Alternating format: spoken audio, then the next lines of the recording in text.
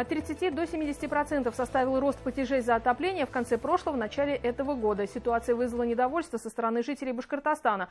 В нее вмешался глава Башкортостана Ради Хабиров и потребовал от Министерства жилищно-коммунального хозяйства найти решение. Обсудим ситуацию прямо сейчас в программе интервью в эфире главного телеканала Республики. Сегодня вместе с нами Анатолий Дубовский, руководитель регионального центра общественного контроля в сфере ЖКХ. Анатолий Николаевич, здравствуйте. Здравствуйте, с Новым годом вас. Спасибо большое, вас тоже поздравляем с Новым годом. И спасибо большое, что пришли на наше интервью и рассказать ваше мнение. Как вы оцениваете, что произошло? Все-таки второй год подряд у нас повторяется эта ситуация. Правы, второй год подряд, как системно у нас происходят скандалы до начисления, то вот теперь уже и с начислением. Кто виноват?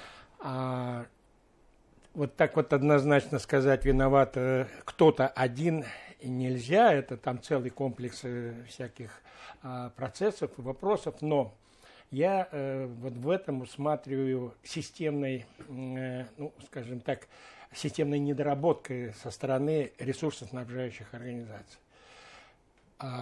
Кто дал право, когда люди в Новый год там, и так далее, второй год подряд вот эти акции проводить. Я их расцениваю исключительно как провокационные какие-то мероприятия, чтобы республиканскую власть как-то дискредитировать и вообще не дать спокойно людям отдохнуть в новогодние праздники. Ведь в прошлом году то же самое было.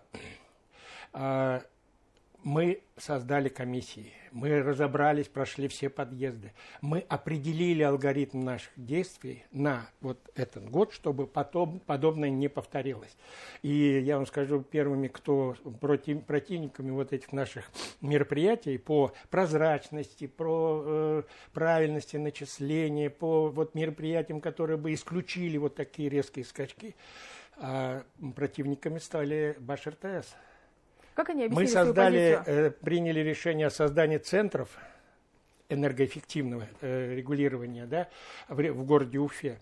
И отдать должное надо, конечно, он профессионал, умерший глава города Мустафин Ульфат Мансурович, он сразу же поддержал наше предложение о создании вот этих энергоэффективных центров с целью именно урегулировать, системно урегулировать вот эту всю проблему, да, которая может возникнуть в будущем. И не дал Господь нам с ним доработать. И я сейчас обратился к главе главы Грекову с просьбой продолжить эту работу, принять центры общественного контроля города Уфы, которые явились основоположниками этой организационной структуры, выслушать их и поработать дальше, продолжить эту работу. Мы хотим навести порядок. Мы должны привлечь и собственников жилья, и общественность, и ресурсоснабжающих на равных в обсуждении и в принятии тех или иных решений, которые бы обеспечили отсутствие этих всех безобразий. Анатолий Николаевич, в прошлом году вернули более 20 миллионов рублей тем, кому были начислены повышенные квитанции, да? В этом году Ради Фаридович сказал, что нужно тоже вернуть деньги тем, у кого были завышенные квитанции. В этом сейчас еще разбираются, и решения пока мы не видим, да? Но тем не менее, как вы можете прокомментировать, как мы вышли в том году из этой ситуации? Действительно ли 20 миллионов только лишь нужно было вернуть? Может быть, сумма была больше или меньше? Как вы считаете? Здесь я однозначно считаю, Госжилнадзор разберется. Здесь по прошлому году где-то порядка 20 миллионов рублей уже предъявлены к возврату и, скорее всего, были возвращены. Мы исходим из чего? Из того, что не должны допускать этих взрывов, эмоциональных взрывов собственников жилья, и мы должны все заранее просчитывать. И заходя из опыта прошлого года, да, мы же внесли предложение, и сейчас я повторяю наше предложение, продумать и вынести нормативно-правовой акт, какой, то ли это постановление правительства, то ли запрещающий ресурсоснабжающим организациям предъявлять при переходе, так как перешли на прямые договора, раньше же буфером-то был управляющая компания, а сейчас ее нет, предъявлять в случае роста совокупного платежа больше 25-30% без согласования с контролирующим и надзорными органами вместе с общественностью не запретить вот, предъявлять эти платежи, чтобы исключить вот такой вот взрыв. А плюс ко всему, пока будут идти вот эти согласительные дела, да, мы можем и через субсидию многодетным семьям помочь, и подсказать собственникам жилья, да, у вас вот рост такой-то, но вы имеете в виду, что вы можете получить субсидию. Мы можем и потребовать от ресурсоснабжающей организации расщепления платежа по времени, то есть как-то снизить социальную напряженность и не дать возможность нанести такой моральный вред, как вот это сейчас делается. Башар ТС, их позиция, как вы ее понимаете? Моя позиция однозначно, мое понимание их позиции таково. Мы главный гарантирующий поставщик, мы хотим дать тепло людям, вроде как и не нарушаем никакие законы, но в то же время мы никого не подпустим, чтобы нас контролировали, чтобы кто-то там нам указывал, как в той или иной ситуации вести. Это, смотрите, сегодня перетоп. Что такое перетоп? Это поставка некачественного ресурса. То есть слишком теплая, с высокой температурой теплоноситель, на улице температура одна, а внутри квартиры жара непроходимая, и собственники жилья вынуждены открывать форточки и греть атмосферу. Как доказать, что был перетоп? Вообще, насколько это сложная ситуация? А это надо делать как? Вот сейчас мы центры под эгидой городского центра общественного контроля города Уфы создали, центр энергоэффективности. Там есть профессионалы, специалисты, те дома, которые будут участвовать в этой программе, они сразу же им подсказывают: так, у вас перетоп, вы быстренько составляете акт некачественного коммунальных услуг, и, естественно, вы платить за эти услуги некачественные не должны. И вот это вот, в свою очередь, будет заставлять ресурсоснабжающую организацию работать соответствующим образом. Мы видим, что глава Башкортостана Ради Хабиров поручил Министерству ЖКХ разобраться в этой ситуации, да? Но вообще какие варианты решения могут быть? Вот тот вариант, который мы предлагаем сейчас, да. Давайте еще раз его проговорим. И через Центр общественного контроля города Уфы создан энергоэффективный и экономичный, скажем так, центр, который будет заниматься вопросами, первое, работы приборов учета, на что всегда ссылается ресурсоснабжающая организация. Второе, обеспечение качественного поступления качественных услуг. Третье, прозрачность начисления. И вот если стоит ли это будет каких-то денег для абонентов? Для абонентов это, по-моему, 48 копеек. Собственники жилья на сегодня, управляющие компании, платят за этот контроль. За подобный контроль. Но там нет ни профессионалов, ни специалистов. И они не нацелены, как по-серьезному, прямо скажем, на эту работу. А здесь будут уже конкретные прописаны обязанности центра и конкретная ответственность. Плюс ко всему, порядка 50 копеек в месяц с одного человека или с квартиры? С квадратного метра. С квадратного метра.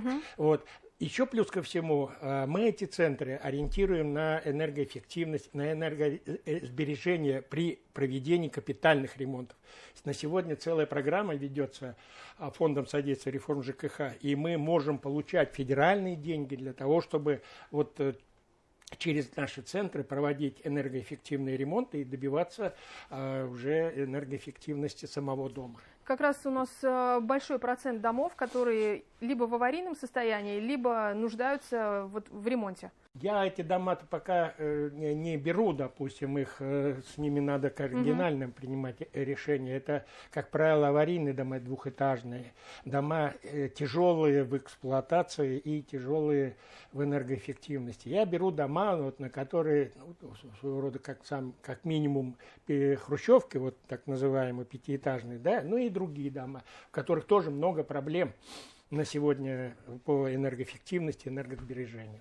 Анатолий Николаевич, какие еще варианты могут быть? решения проблемы? Ну, пока вот нам бы в этот вариант внедрить и провести в жизнь вот тот опыт, который мы сегодня имеем с уфимскими инженерными сетями. И вот я думаю, что это уже будет достаточно для того, чтобы мы смогли спокойно сказать, что да, вот такие вот ну, мероприятия или там отрицательные моменты уже не повторятся. Какие рекомендации вы можете дать жителям, да, кто не согласен с полученными квитанциями, что им делать? Вот на сегодня стоит вопрос так. Ну, во-первых, я не устаю повторять о том, что собственники жилья должны встать со своих диванов. А второе, создать советы многоквартирных домов. В-третьих, на собраниях принять решение и через управляющую компанию отработать схему вступления вот в работу этих центров энергоэффективных работ и ремонтов. Если мы это все дело в кучу сложим, то с другой с этой стороны уже будет, скажем, обеспечен ну, вот, положительный момент участие собственников жилья в этих программах. Ведь заметьте, что до начисления или там какие-то неправильные начисления, чаще всего ресурсоснабжающие организации выкладывают в тех домах, где нет совета дома, где нет актива, который обучен, а мы, кстати, обучаем. Вот я хочу сказать, все можете поднять в Ютубе, 16 декабря мы проводили вебинар, в котором четко рассказывали, вот, предвидя, что может быть такое, четко канал, рассказывали. как называется канал? YouTube канал у нас, значит, центр, можно выйти на сайт Центра общественного контроля и Ассоциация собственников жилья. И там уже получить? Там уже можно полностью запись выложена, запись этого вебинара, где ребята умницы, профессионалы рассказывают, как, что и как происходит, и как с этим бороться. И если коротко, как вы оцениваете действия управляющих компаний, насколько они могут повлиять на эту ситуацию? Во-первых, управляющие компании, подписывая договор управления, уже несут полнейшую ответственность за мое благополучие. Угу. Это я ему плачу. Я им даю задание вот, выполнять те или иные мероприятия, да, которые прописаны договором управления. И здесь вот самоустраняться или как-то управляющая компания не имеет права.